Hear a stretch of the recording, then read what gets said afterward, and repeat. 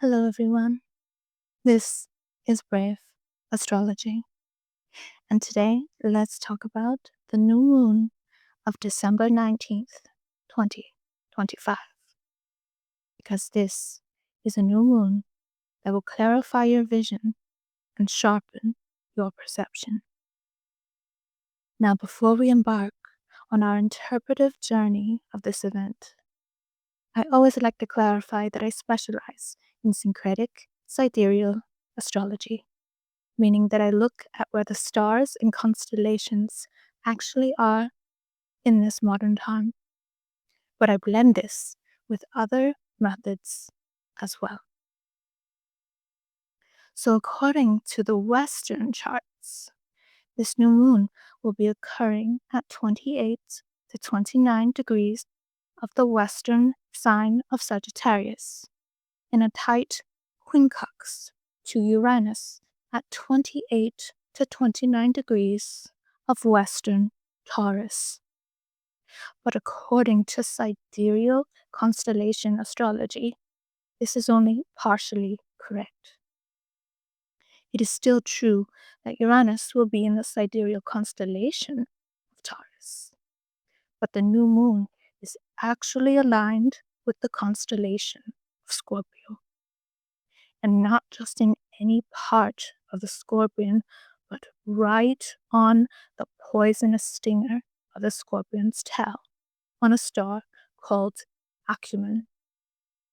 You most likely know this word in the context of business acumen, meaning that in business pursuits, one is savvy, skillful, and sharp.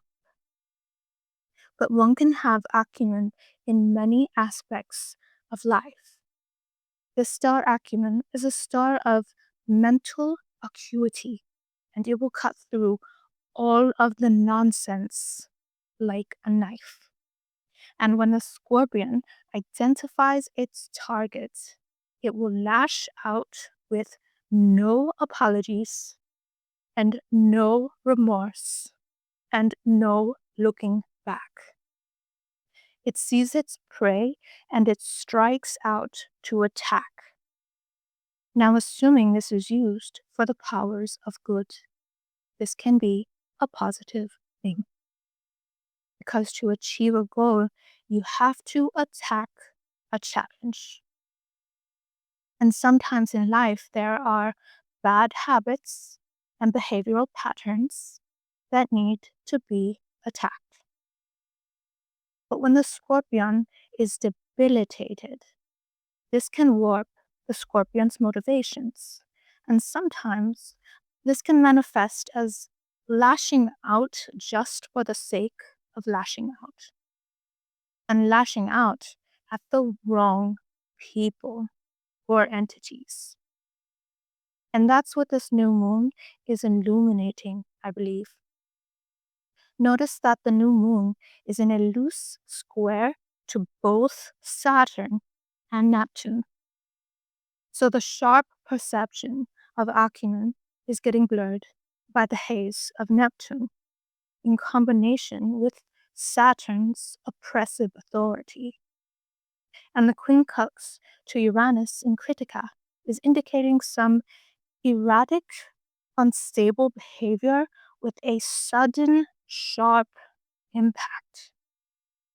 And the reason I say that is not because of the quincunx itself, but rather the full nature of the entire chart.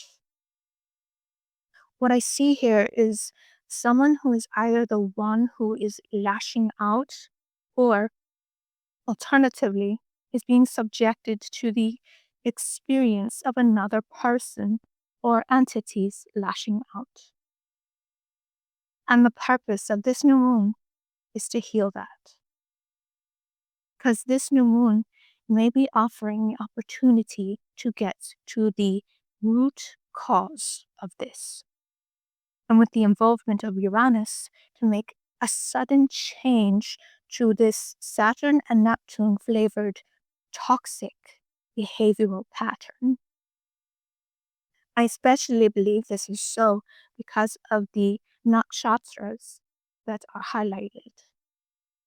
The new moon, the sun, Venus, and Mars are all condensed into this nakshatra called Mula, also known as the root.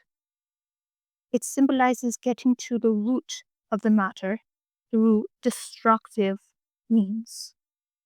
Metaphorically speaking, think of when you are weeding a garden and you are told to pull it out by its root so it won't grow back. This is Mula. When a scorpion's stinger in Mula decides that a situation is done, that's it. That root is out of the garden.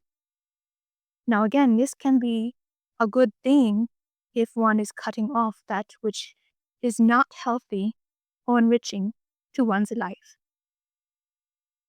But the star acumen needs to be sure it is seeing clearly and not cutting down the pretty flowers too, and thus destroying good relationships in the process. Because it might be that they will be the one who gets a sudden and surprising reality check from Saturn that their behavior will no longer be tolerated.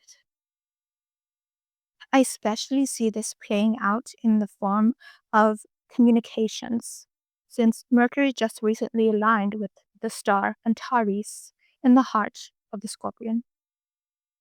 With all of the imagery and symbolism lended by the Mula and Kritika nakshatras of sharpness and knives and cutting, it's making me think of intense words that pierce the heart, possibly with the intent to rip it to shreds. My suggestion is to avoid any arguments or exchanges of harsh language at this time. And if you are the one being subjected to verbal attacks, do not engage and stoop to their level. They might just have a nasty sting waiting for you when you reach the tail. Something else that comes to mind with Mula is the practice of root cause analysis, where you fully investigate and analyze a problem to find the root cause. And in this way, you not only address the symptoms, but figure out how to eradicate the problem causing it.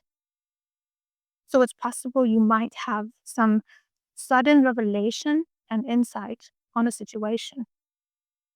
Or this may even manifest as an internal process where you are analyzing your own behaviors and figuring out what just isn't working for you anymore. And you really sit down and take a good, hard look at yourself and analyze these patterns you've gotten yourself into. Perhaps you are attracted to toxic situations and need to change this.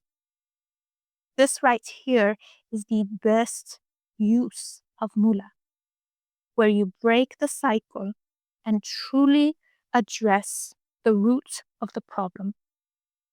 Because all those planets that are clustered in Scorpio and Mula will soon be transiting into the constellation of Sagittarius. And that phase will be ushering in some new adventures for you if you're ready for it. And we'll definitely talk about that in upcoming episodes. The last thing I wish to highlight is the tight square of Jupiter in the Gemini constellation in square to Chiron in Pisces, as they both form a T-square to asteroid Minerva in Virgo.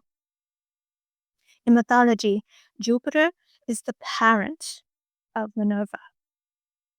So I'm getting the sense this may be indicating that family relationships may be a primary theme here. especially with this time of year. Many people are traveling to visit or communicating with their families. With Gemini, we have travel and communications and the mind. With Minerva in Virgo, we have wisdom as it relates to health and wellness. And Chiron in Pisces indicates the potential for healing of one's spirit. But of course, it won't come without challenge because of the T-square.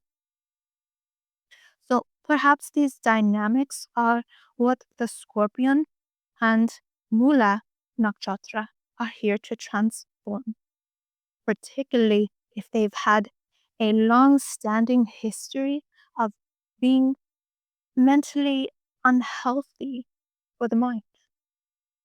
Mercury in Scorpio is also about deep transformation of the mind, after all. So remember to be like Minerva and choose wisdom and strategy with your behaviors and reactions, and establish your healthy boundaries for your mental and spiritual wellness. And this will carry you to the next phase in your Sagittarius journey. So, in closing, I want to wish you all much success and fortitude. And if you enjoyed this astrological forecast, to please like and subscribe so that you are informed of the upcoming astrological insights. This is Brave Astrology, where transformation to the glorious phoenix you were meant to be in this life is the ultimate goal. Take care.